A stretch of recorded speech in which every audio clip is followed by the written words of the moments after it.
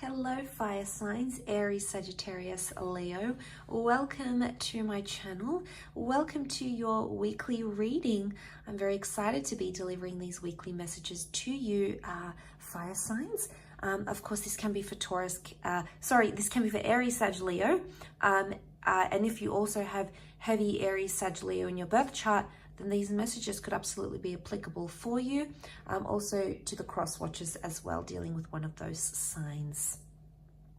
So I've premeditated on these cards. I've laid them out. I've wanted to present these cards to you because as soon as I saw the Knight of Pentacles come out with the Fool card, straight away I feel like someone's not taking a situation seriously, or there's a relationship that's not being taken seriously. Things are very one-sided, or things are going to appear very one-sided. One of you is coming up as a Knight of Pentacles, steadfast, strong, committed.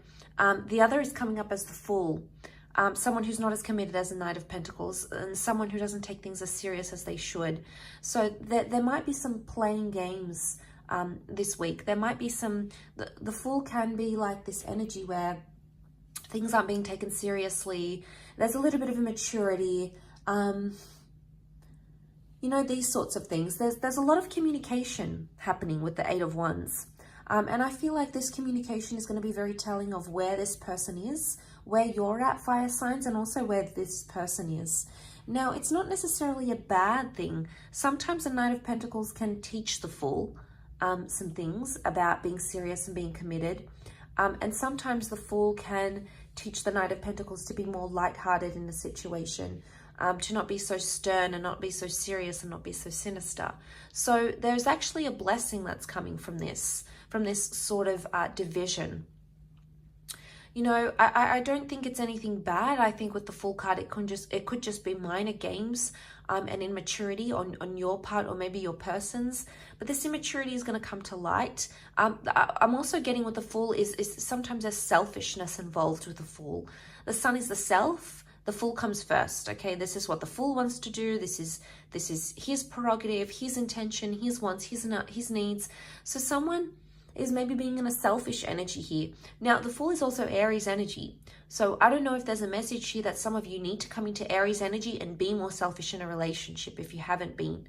You know, create more time for yourself, to have that independence, to have those wants, needs met, because if there's something that you're wanting from this connection, you know, you should let it be known.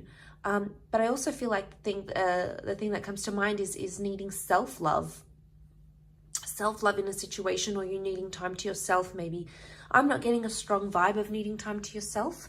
I would honestly say it's more that I feel like the Knight of Pentacles and the Fool give each other something that no one else can. And I feel like that exchange is going to be evidenced this coming week, because I'm seeing love in a situation. There's love present with the Queen of Cups. So even if you think someone's playing games, this person has actually developed, or you have actually developed very, you know, that you've developed care and concern and compassion towards each other.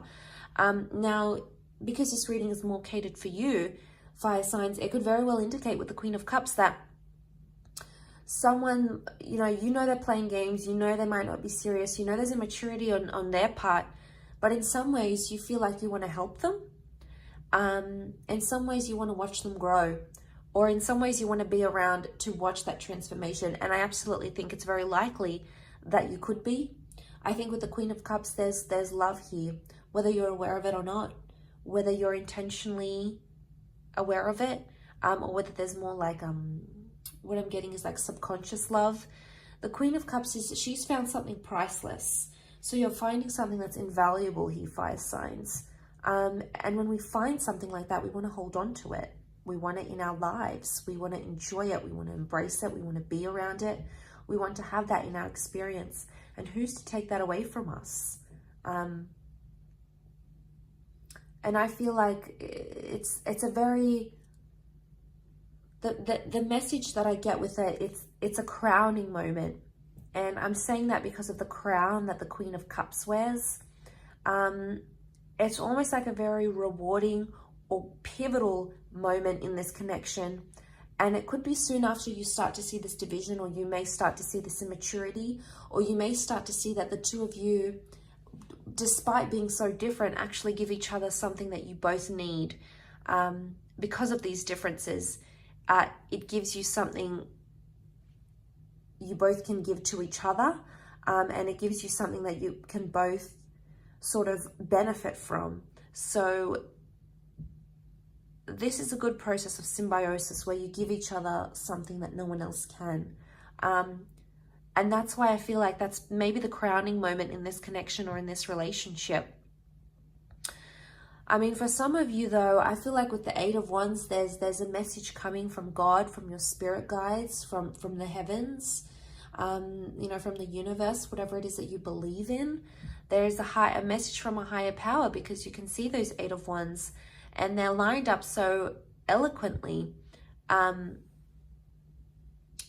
because there's a message here, and it's almost like you're being directed in a way. Now, this can also be this direction given, okay? That I'm getting that there may be, you may be very forward, or you may be very direct in what it is that you're wanting, or what it is that you're expecting.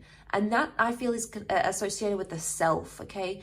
Self mode, individuality, wants, needs, desires. So it's almost like you're advocating that. Now, that is what might be met with immaturity or foolishness, or this person might just be ignorant, okay? Ignorance isn't always bliss, but they might be ignorant in this situation, and that's what could cause you to see those contrasting differences between yourself and this person. Because the Knight meets with the Fool, and it's two very different walks of life. It's two complete different directions, different cultures, different upbringings. But like I said, I believe that underneath it all, the Queen of Cups is telling me that there can be something very genuine here, despite those differences that you may have, or despite how this person reacts to your wants, needs, desires now. Maybe they've got some growing up to do. And maybe in some ways you feel foolish that you've taken part in this connection up till now, or you felt foolish for giving this person so many chances maybe. But there's evolution. Why? Because the Eight of Wands is here. This is climbing that ladder, essentially growth and evolving and transformation. So it's a pivotal point that's coming up. Again, I want to reinforce and highlight that crowning moment that's happening here for you, fire signs. So I will leave it at that. It's been a very enjoyable reading, so I do hope you have enjoyed it. Of course, if you are after a private reading with me, please feel free to email me. Otherwise, I do hope you have a wonderful week ahead, and hopefully we shall be connecting very soon. So thanks again, everyone, and bye for now.